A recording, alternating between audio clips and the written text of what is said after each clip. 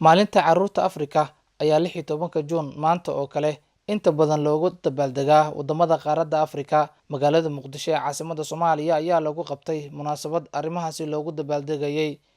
Carruur badan ayaa isugu soo baxay magaalada, waxaana la sameeyay kulamo carruurta kubadda lagu ciyaarsiinayay.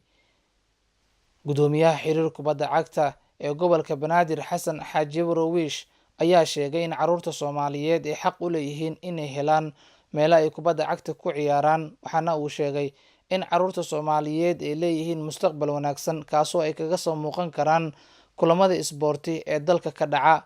sida ala socotaa waxaa meesha noo jooga dhalinyaro aad u yar carruur yar oo maanta u dabaaldegayno maalintoodii oo ah maalinta xuquuqdooda amba xuquuq raadinta carruurta ah.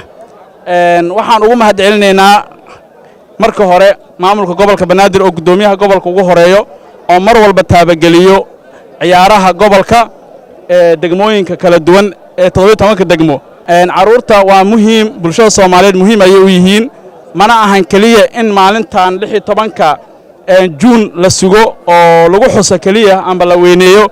waxaan bulshada Soomaaliyeed dhamaantood meel walba joogaan ugu baaqayaa in carruurta aad iyo aad loo tixgeliyo. Qaar ka mid ah culimada Soomaaliyeed oo magaalada Muqdisho kula hadlayay saxaafadda ayaa ka hadlay xaqa ay leeyihiin carruurta.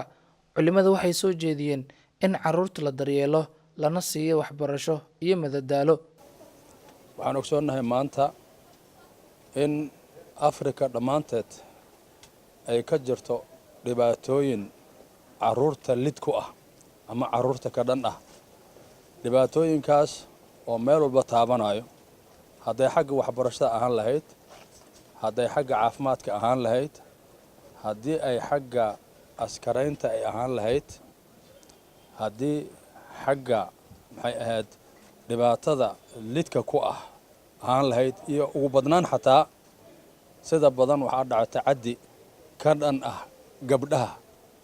Gudoomiyaha gobolka Banaadir ahna duqa magaalada Muqdisho Cabdiraxmaan Cumar Yarisow oo ka qayb galay munaasabad lagu dabaaldegayay maalinta carruurta Afrika ayaa sheegay in carruurta Soomaaliyeed ay xaq u leeyihiin inay helaan waxyaabaha ay helaan carruuraha kale ee ku nool dunida. maanta waa maalintii carruurta Afrika. carruurta Afrikana marxaladay ku nool yihiin waa la socotaan. qof walba annaga naga mid wuxuu nooga baahan yahay inaan taageerno oo aan wax alaale wixii loo qaban karo loo qabto. carruurteena waa mustaqbalka dalka, wadan walbana wuxuu ku dhisan yahay sidoo uga fikiro carruurtiisa. annaga gobolka Banaadir waxaan rabnaa cunug walba inuu iskuulna tago, waxna barto, waxna akhrin karo si hadhow uu meel uga soo baxo.